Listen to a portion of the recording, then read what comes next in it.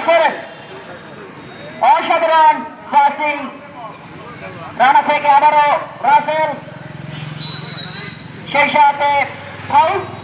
Referee স্যারের চোখে ফাঁকি দেওয়া একেবারে অসম্ভব।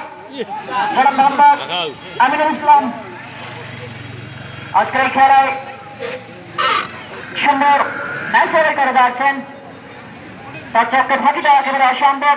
ফাউল কিক নেওয়ার জন্য প্রস্তুত ফেরদৌস, দলীয় ক্যাপ্টেন রাবাইটারি জুনিয়র ফুটবল দল।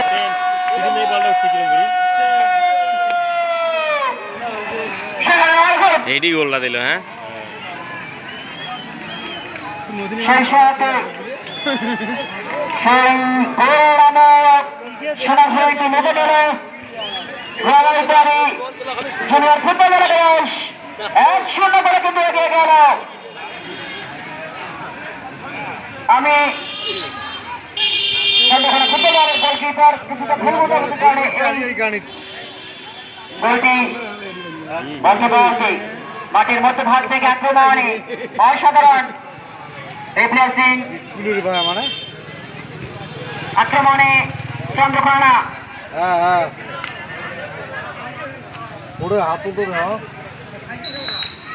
প্রথমার্ধের খেলায় গিয়ে রাবাইটারি জুনিয়র ফুটবল একাদশ 1 এবং চন্দ্রকোনা টি10 ফুটবল দল একাদশ 0-1 করে এগিয়ে প্রথমার্ধের খেলায় গিয়ে কর্নার কিক মানে 50% কিন্তু গোলের সম্ভাবনা।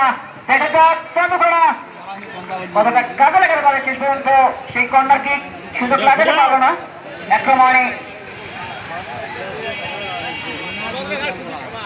আবার আক্রমণে বিপদ সম্ভাবনা কিন্তু না। এলো বাজারে কি বল মাঠের বাইরে রাবাইটারি ফুটবল দলের অনুকূলে।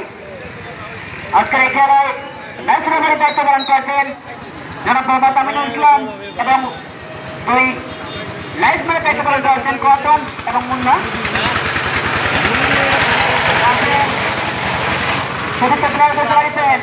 স্বাধীন থেকে গোল পাচ্ছিল।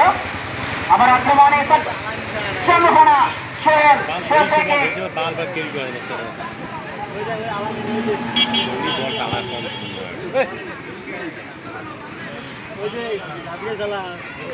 লম্বা করে বাড়িয়েছেন আক্রমণে ফেরদৌস থেকে বলটি সঠিক জায়গায় রাখতে পারলো না।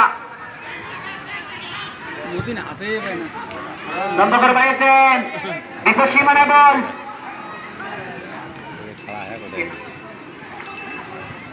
অর্ঘ সতীর্থ প্লেয়ার কাছে বাড়িয়েছেন। আবার আক্রমণে রিপন থেকে স্বাধীন থেকে আবারও অর্ঘ কিন্তু সেই সুবর্ণ সুযোগ ঠিক কাজে লাগাতে পারল না। এক্ষেত্রে বিপক্ষ দলের প্লেয়ার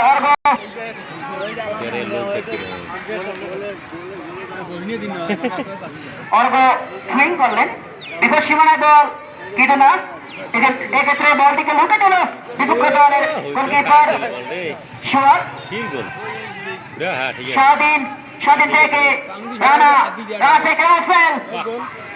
রাবাইটারি জুনিয়র ফুটবল দল অসাধারণ দক্ষতা দেখে যাচ্ছেন এখন পর্যন্ত বল দখলে। আবারও আক্রমণে চন্দ্রকোনা একেবারে অবসর ফুটবল যাকে বলে।